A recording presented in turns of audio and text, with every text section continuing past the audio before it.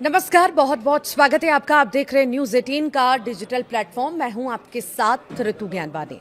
देश के लाखों केंद्रीय कर्मचारियों और पेंशन भोगियों के लिए एक बहुत बड़ी खबर है। पिछले काफी समय से सोशल मीडिया और कर्मचारी यूनियनों के बीच एक ही चर्चा सबसे तेज थी। क्या 50% महंगाई भत्ता होने के बाद इसे बेसिक सैलरी यानी कि मूल वेतन में मर्ज कर दिया जाएगा? क्या 8वें वेतन आयोग के आने से पहले ही आपका सैलरी स्ट्रक्चर पूरी तरह बदलने वाला है? इस पर अब देश के वित्त मंत्रालय का एक बेहद ही महत्वपूर्ण और अंतिम फैसला सामने आ चुका है। सरकार ने साफ शब्दों में स्पष्ट कर दिया है क्या वो महंगाई भत्ते को बेसिक पे में मिलाने जा रही है या नहीं। आज के इस वीडियो में हम इस पर पूरे गणित को समझेंगे, सरकार के तर्क को जानेंगे और ये भी देखेंगे कि इस फैसले का आपके बैंक अकाउंट में आने वाली सैलरी पर क्या सीधा असर होने वाला है। तो लगातार हमारे साथ बने रहिएगा। देखिए, जो है जानकारी ये है, इस पूरे मामले की गहराई को समझने के लिए हमें थोड़ा पीछे जाना होगा। जब भी देश में महंगाई बढ़ती है तो सरकार अपने कर्मचारियों के रहन सहन के स्तर को बनाए रखने के लिए महंगाई भत्ता यानी कि डियरनेस अलाउंस देती है। साल 2024 और उसके बाद के समय में ये डीए बढ़ते बढ़ते 50% के आंकड़े को छू गया। अब नियम और पुराने वेतन आयोगों के इतिहास को देखें तो जब भी महंगाई भत्ता 50% तक पहुंचता था तो उसे मूल वेतन यानी बेसिक पे में जोड़ दिया जाता था। इसे ही तकनीकी भाषा में डीए मर्जर या डीए का विलय कहा जाता है। कर्मचारी संगठनों और यूनियनों का तर्क था कि चूंकि महंगाई रिकॉर्ड स्तर पर है, इसीलिए 50% होते ही इसे तुरंत जो है बेसिक सैलरी का हिस्सा बना देना चाहिए। इससे कर्मचारियों का प्रोविडेंट फंड, ग्रेच्युटी और बाकी भत्ते अपने आप बढ़ जाते हैं। और इसी मांग को लेकर कई हफ्तों से वित्त मंत्रालय को ज्ञापन सौंपे जा रहे थे, लेकिन अब इस पूरी बहस पर पूरी तरह से विराम लग चुका है। वित्त मंत्रालय ने केंद्रीय कर्मचारियों की इस मांग को फिलहाल सिरे से खारिज कर दिया है। सरकार ने बेहद साफ और कड़े शब्दों में स्पष्ट किया कि फिलहाल अलग से किसी भी प्रकार के डीए मर्जर की कोई भी तैयारी नहीं है। यानी जो कयास लगाए जा रहे थे कि एक नोटिफिकेशन जारी होगा और आपकी बेसिक पे बढ़ जाएगी, ऐसा कुछ भी नहीं होने जा रहा।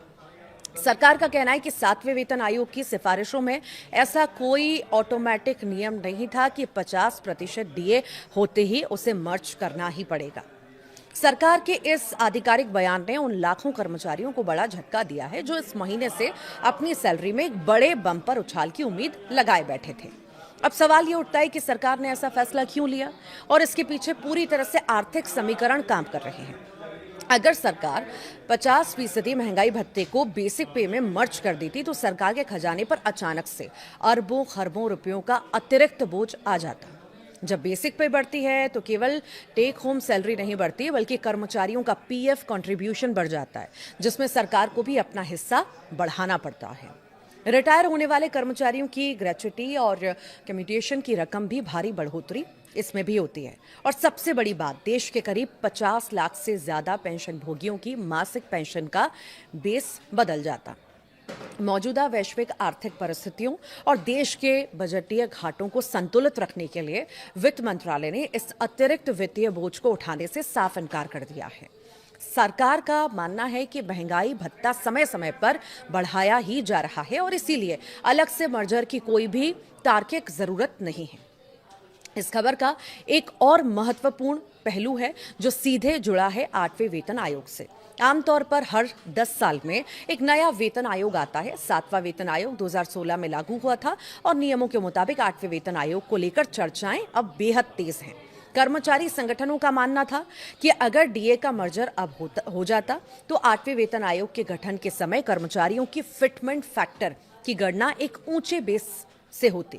लेकिन अब जब सरकार ने कह दिया कि कोई अलग से मर्जर नहीं होगा तो इसका सीधा मतलब है कि अब सैलरी स्ट्रक्चर में जो भी बड़ा बदलाव होगा वो सीधे 8वें वेतन आयोग के जरिए ही होगा।